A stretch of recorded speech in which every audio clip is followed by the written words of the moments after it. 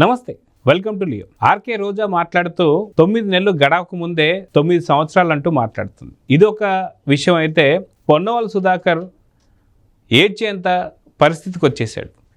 ఇక్కడ కేసు పెడితే అక్కడని, అక్కడ బెయిల్ తెస్తే ఇక్కడికని చెప్పేసి 3 రాజధానులు తిప్పేస్తున్నారని చెప్పేసి బాధపడుతున్నాడు.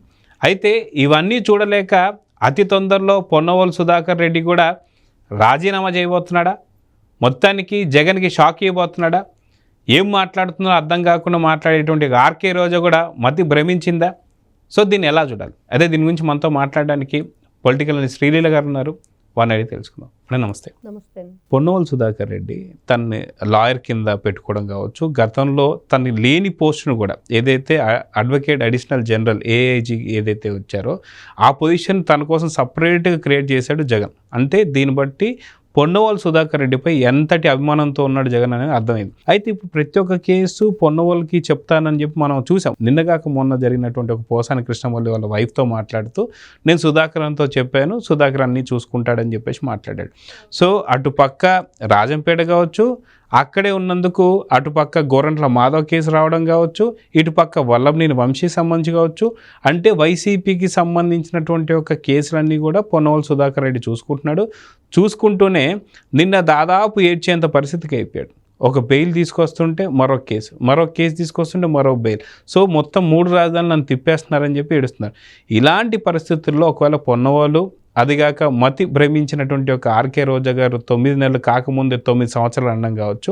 సో వీళ్ళిద్దరూ కూడా రాజీనామా చేసే పరిస్థితిలో ఉన్నారు అని కొంతమంది వర్గాలు వార్త. దీన్ని ఎలా చూడాలంటే ఆర్కే రోజా నిన్న ఏదో పాపం మాట్లాడాలి తప్పదు, జగన్మోహన్ రెడ్డి ఇచ్చిన డబ్బులకి న్యాయం చేయాలి అనే ఉద్దేశంతో వచ్చారు. అప్పటికే ఆవిడకి కూడా దిమ్మ తిరిగి మైండ్ బ్లాక్ అయినట్లుగా 9 నెలలు ఇంకా గడవలేదు, అయినా 9 ఏళ్ళు జగన్మోహన్ రెడ్డి అన్నాడు కదా, కళ్ళు మూసుకుంటే ఇట్లా అయిపోతాయి 5 సంవత్సరాలు అని. ఈవిడ ఇంకొంచెం ఎక్కువసేపు కళ్ళు మూసుకున్నారో మరేంటో అర్థం కాదు, కానీ మొత్తానికి 9 సంవత్సరాల నుంచి చంద్రబాబు నాయుడు పరిపాలనలో ఉన్నాడు. ఏం చేస్తున్నారు ఈ రాష్ట్రానికని క్వశ్చన్ చేసింది. అమ్మ రోజా, జబర్దస్త్ ప్రోగ్రాం లేదు, సినిమాలు లేవు, జగన్మోహన్ రెడ్డి ఇచ్చే స్క్రిప్ట్లు పాపం అవి కూడా ఈ మధ్య ఈవిడ దగ్గరకు రావట్లేదు. ఏదో అరాకొర అందరికి ఇవ్వంగా శ్యామల ఈవిడికి తోడు పాపం ఈవిడికి కొంచెం ఎక్కువ ఆవిడ డిమాండ్గా ఉన్నట్లుంది, ఆవిడ ఎక్కువగా వస్తుంది. పుష్పశ్రీవాణి అని ఇంకో ఆవిడ, వీళ్ళంతా మాట్లాడుతున్నారు. ఈవిడకి కూడా స్క్రిప్ట్ రైటింగ్ పెద్దగా రావట్లేదు. దాంతో ఎక్కువసేపు కాసేపు రిలాక్స్ అయినట్లుంది. ఈ లోపుగా ఎవరైతే ఈ పోసాని కృష్ణమురళి అనే వ్యక్తి ఉందో అది చూడగానే ఈవిడికి మైండ్ నిజంగానే బ్లాక్ అయింది. 9 నెలలకు కూడా గడవని ప్రభుత్వం గురించి ఈవిడ 9 సంవత్సరాలని మాట్లాడుతుంది. ఇంకొక వైపు చూసుకుంటే పొన్నవోలు సుధాకర్, ఇంకా అసలు అతన్ని పొన్నవోలు సుధాకర్ అని చెప్పుకోవటం కంటే వైసీపీ సుధాకర్ అని చెప్పుకుంటే అందరికీ అర్థమైద్ది. ఆయన చేస్తున్న పనే అది. జగన్మోహన్ రెడ్డి 16 నెలలు జైల్లో ఉండొచ్చిన వ్యక్తి బెయిల్ మీద తిరుగుతున్నాడు. ఇంకా అసలు అది ప్రపంచంలో వరల్డ్ రికార్డు, అది ఎవ్వరూ అంత సాహసం చేయరు. 3500 సార్లు అతను వాయిదాలు ఎగ్గొట్టేశాడు. పాపం మొన్న చూస్తే వైజాగ్లో కోడికత్తి సీను తరపున వాళ్ళు కూడా అదే మాట్లాడుతున్నారు.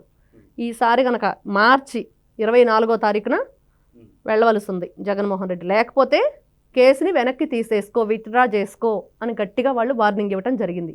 ఎస్సీ ఎస్టీ కులాలకు సంబంధించిన కొంతమంది కమిటీ సభ్యులు మాట్లాడారు. అది గట్టిగా వార్నింగ్ అతనికి. మరి ఏం చేస్తాడో చూడాలి. కానీ అక్కడ వెళ్ళటానికి ఇతనికి తీరిక లేదు. కానీ జగన్మోహన్ రెడ్డికి పోసాని కృష్ణమురళి, వల్లభనేని వంశీ, గోరంట్ల మాధవ్ వీళ్ళందరూ తరపున మాట్లాడటానికి, జైలుకి వెళ్ళి వీళ్ళతో ములాఖతులతో మాట్లాడటానికి, వీళ్ళ వైఫ్లు ఫోన్ చేసి పరామర్శించడానికి ఏం పర్వాలేదు, నేను డబ్బులు ఇస్తేనే కదా వాళ్ళు మాట్లాడారు, మరి చేసిన అన్యాయమే కదా, మరి తప్పదు జైలు శిక్ష అనుభవించాలి అని చెప్తున్నాడా, లేకపోతే ఇంతకంటే ఇంకా పెద్ద శిక్షలు వేయించేటట్లుగా నేను ఇరికిస్తానని చెప్తున్నాడా జగన్మోహన్ రెడ్డికి తెలియాలి. అతను ఇచ్చే సపోర్ట్ అలానే ఉంది. అయితే ఇంకా రాను చాలా వరకు అరెస్టులు జరగబోతున్నాయి. సో ఇప్పటికి ఇంకా రెడ్ బుక్ ఇంకా తెరవలేదు అని చెప్పేసి ఏదైతే టీడీపీకి సంబంధించి కావచ్చు, లేకపోతే కూటమికి సంబంధించినటువంటి నేతలందరూ కూడా చెప్తున్నారు. రెడ్ బుక్ ఇంకా తెరవకముందు, అంటే వాస్తవం చెప్పాలంటే వర్ర రవీందర్ రెడ్డి కావచ్చు, బోరగడ్డ అనిల్ కావచ్చు, అదేవిధంగా చూసుకుంటే సుధారాణి కావచ్చు, లేదా ఫస్ట్ పేరు అంటే ఇప్పటిదాకా అరెస్ట్ అయిన వాళ్ళందరిలో కూడా ఉన్న ఒకే ఒక పేరు ఏంటంటే వల్లభనేని వంశీ పేరు తప్ప ఈ పోసాని కృష్ణమురళి కూడా ఆ రెడ్ బుక్కి తక్కువే అని చెప్పేసి అంటున్నారు. సో ఇంకా రెడ్ బుక్ తెరవక ముందే, అంటే రెడ్ బుక్ కూడా సంబంధం లేనటువంటి అరెస్ట్ అనుకోవచ్చు వల్లభనేని వంశీది. సో రెడ్ బుక్ తెరవక ముందే ఎందుకని రెడ్ బుక్ అంటే గతంలో మనం చూసుకుంటే రెడ్ బుక్ని కొడాలి నాని కావచ్చు మిగతా వాళ్ళు దాన్ని మడిచి పక్కన పెట్టండి అని చెప్పేసి అన్నారు. ఇలాంటి వ్యాఖ్యలు చేసిన వాళ్ళు ఇప్పుడు 9 నెలలు గడవక ముందే 9 ఏళ్ళు అని మాట్లాడుతున్నారు.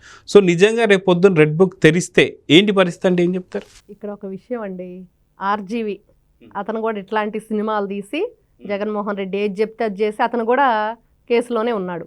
ప్రకాశం జిల్లా పోలీసులు తీసుకెళ్లారు.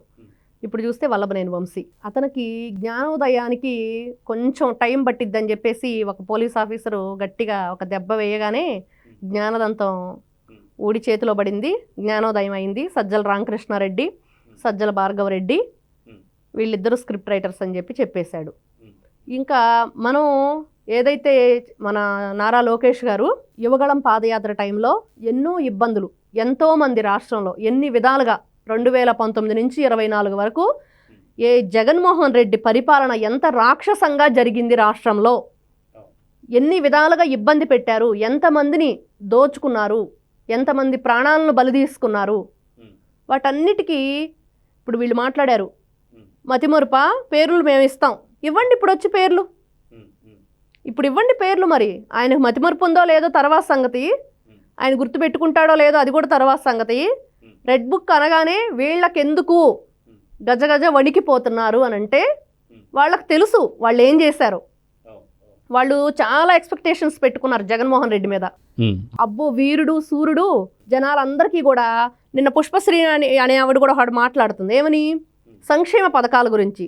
సంక్షేమ పథకాలు ఇస్తే చాలు, జగన్మోహన్ రెడ్డి మాత్రం కరెక్ట్గా అందరికి ఇచ్చాడు. ఎక్కడ ఇచ్చాడు? ప్రతి ఒక్క దానిలో కటింగులు చాలా చేశాడు, అది అందరికీ తెలుసు. దాదాపు సంవత్సరాల తర్వాత మాత్రమే స్టార్ట్ చేశారు. ఇప్పుడు కూటమి ప్రభుత్వం వచ్చి రాకముందే 3 నెలల ముందు నుంచే పెన్షన్ డబ్బులు ఇచ్చేసింది, అందరికి 7,000 రూపాయలు ఇచ్చింది. మరి అది వీళ్ళకి కనిపించదు. ఈ రోజున సంక్షేమ పథకాలను ఎగ్గొట్టే ప్రయత్నం చేస్తున్నాడు చంద్రబాబు నాయుడు అని చెప్పి వీళ్ళు ప్రచారం చేస్తున్నారు. కానీ జగన్మోహన్ రెడ్డి ఏం చేశాడు అప్పుడు? అంటే సంక్షేమ పథకాలు ఇస్తే చాలు, ఇంకా జగన్మోహన్ రెడ్డి 30 సంవత్సరాల మాదే అధికారం అని ఇష్టం వచ్చినట్లుగా వీళ్ళంతా కూడా విర్రవీగి కళ్ళు నెత్తికెక్కి ఏమంటారో అధికారం ఉంది కదా చేతిలో అని చెప్పేసి అహంకారంతో ఆ రోజున చేసిన పనులన్నిటికీ ఈ రోజున రెడ్ బుక్ అనగానే ఆ రోజున ఒకటే, రాజ్యాంగబద్ధంగా ప్రతి ఒక్కరూ కూడా ఏ విధంగా తప్పు చేసినా అది పోలీసులు ఎలా తీసుకెళ్లాలో పద్ధతిగా అలానే వీళ్ళలాగా గోడలు దూకేసి తలుపులు బద్దలు కొట్టేసి అర్ధరేత్రి అపరేత్రి ఇలా ఏది చేయలేదు. ఖచ్చితంగా వాళ్ళు ఒకటే గుర్తుపెట్టుకోవాలి, రెడ్ బుక్ అనగానే వీళ్ళందరూ ఎందుకు భయపడుతున్నారు అనంటే వాళ్ళు ఎక్స్పెక్ట్ చేయలేదు జగన్మోహన్ రెడ్డి ఓడిపోతాడు, ఈరోజు మేము ఈ విధంగా శిక్షకు అర్హులు అవుతాము. వల్లభనేని వంశీని ఎప్పుడైతే అరెస్ట్ చేశారో అతను కూడా అధికారుల ముందు ఫస్ట్ రోజు ఒప్పుకోకపోయినా సెకండ్ డే అదే చెప్పాడు, నాకు వెంటనే బెయిల్ వచ్చింది అనుకున్నాను, ఒక కేసు ఇంకో కేసు వస్తూనే ఉన్నాయి నా మీద, ఇదంతా ఎందుకు చేస్తున్నారు, నిజంగానే మీకు పైనుంచి రిపోర్ట్ ఉందా నా గురించి అని చెప్పేసి మాట్లాడిన వైనం. ఎందుకంటే వాళ్ళు తప్పు చేశారు, ఈ రోజున వణికిపోతున్నారు, ఎక్స్పెక్ట్ చేయలేదు నిజంగా మేము దొరికిపోతాము అని. అదిగాక మనం చూసుకుంటే గత చంద్రబాబు నాయుడు గారి యొక్క మనం చూసుకుంటే గతంలో కూడా ఆయన ఓన్లీ అభివృద్ధి తప్ప మిగతాది ఏది కూడా మైండ్లో పెట్టుకోరు. సో చంద్రబాబు నాయుడు గారు కూడా ఈసారి ఇదే విధంగా ఉంటారు, మనం ఎంత తిట్టినా ఎంత మాట్లాడినా సరే అక్కడ చేసేదే ఉండదు జరిగేదే ఉండదు అని చెప్పేసి అనుకున్నాను. కానీ ఏదో సినిమాలో డైలాగ్ ఉన్నట్టుగా అతని కొడుకు వచ్చారు ఆయన కొడుకు వచ్చారని చెప్పు అన్నట్టుగా లోకేష్ గారు వచ్చినందుకే మిర్చి సినిమాలో డైలాగ్ లాగా ఆయన కొడుకు వచ్చారు కాబట్టి ఇప్పుడు ఇలాంటి సిచ్యువేషన్స్ ఉన్నాయని చెప్పి ఇప్పుడు భయపడుతున్నారని చెప్పాను, రెడ్ బుక్కి అందుకే భయపడుతున్నారని చెప్పి అనుకోవచ్చు అంటారా? ఒకటండి, బాబు గారు ఎప్పుడైనా రాష్ట్ర అభివృద్ధి ఎలా జరగాలి అని చెప్పి ఆలోచించారు.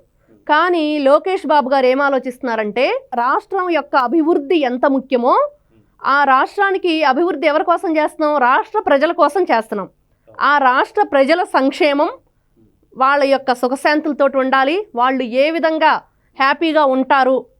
ఇన్ని సంవత్సరాలు 2019 నుంచి 24 వరకు ఎన్ని ఇబ్బందులు పడ్డారు, ప్రాణాలు కోల్పోయిన వాళ్ళు. ఇప్పుడు సుధాకర్ను చూస్తున్నాం, దళిత డాక్టరు, ఆవిడ తల్లి బిడ్డను కోల్పోయింది కదండి. అక్కడ చూస్తే అమర్నాథ్ గౌడ చిన్న పిల్లో 10th క్లాస్ పిల్లాన్ని చంపేశారు. ఆ బిడ్డ వాళ్ళకు కూడా బిడ్డలేని లోటు కదండి. వీళ్ళంతా ఒక భార్య భర్తల మధ్య ఎట్లాంటి వివాదాలు సృష్టించారు, తల్లి బిడ్డల మధ్య ఎట్లాంటి అగాధాలు సృష్టించారు. వీటన్నిటికీ పరిష్కారం ఎక్కడ అంటే నిజంగా మీరు అన్నట్లుగా వాళ్ళ కొడుకు వచ్చాడు, ఆయన పరిష్కారం చేస్తున్నాడు. న్యాయబద్ధమైన పోరాటం జరుగుతుంది ఇక్కడ. అది వీళ్ళందరికి కూడా గుండెల్లో గుబులు మొదలయ్యి గుండెల్లో రైళ్లు పరిగెత్తుతూ ఎవడు కొడితే మైండ్ బ్లాక్ అయ్యిద్ది అనేది ఈ రోజున వైఎస్ఆర్సీపీ వాళ్ళందరూ కూడా చేసిన తప్పులకి లోపల ఎలా కుమిలిపోతున్నారో, పశ్చాత్తాపడుతున్నారా, లేకపోతే పైకి నటిస్తున్నారా. ఈ రోజున వల్లభనేని వంశీ నాకు తోడు కావాలి అంటే నెక్స్ట్ వాళ్ళ తోడు ఎవరంటే కొడాలి నాని. అతను నిజంగా ఎందుకు అడుగుతున్నాడు, ఒంటరిని అయిపోయానని అడగట్లేదు. నేను ఒక్కడైనా తప్పు చేసింది, నాతో పాటు తప్పు చేసిన వాళ్ళందరినీ కూడా లోపలికి తీసుకురండి అని అడుగుతున్నాడు. ఆ విషయం అందరికీ అర్థమవుతుంది.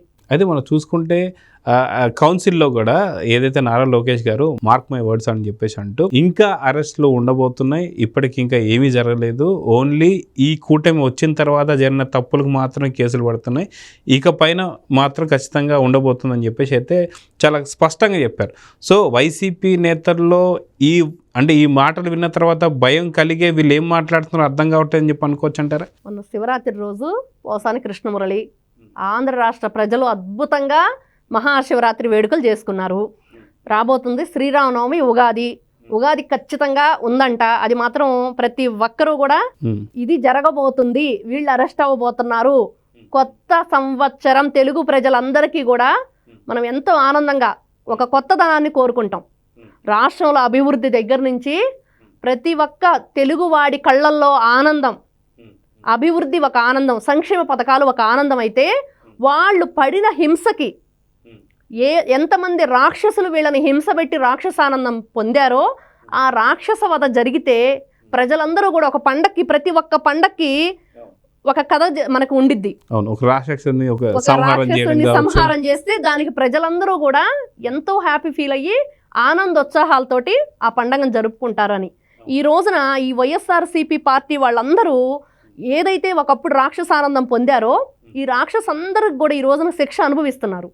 దానికి ఆంధ్రప్రదేశ్ ప్రజలందరూ కూడా సంతోషంగా పండగ చేసుకుంటున్నారు. ఇది మనం ఖచ్చితంగా చెప్పుకోవచ్చు. సో చూద్దామండి, ఖచ్చితంగా నెక్స్ట్ పండగకి ఎవరు జైల్లోకి వెళ్ళబోతున్నారు, ఏంటి సంగతి, నెక్స్ట్ ఏ పండగ రాబోతుందో చూద్దాం. మరి నమస్తే. Please subscribe to Leo news for more videos.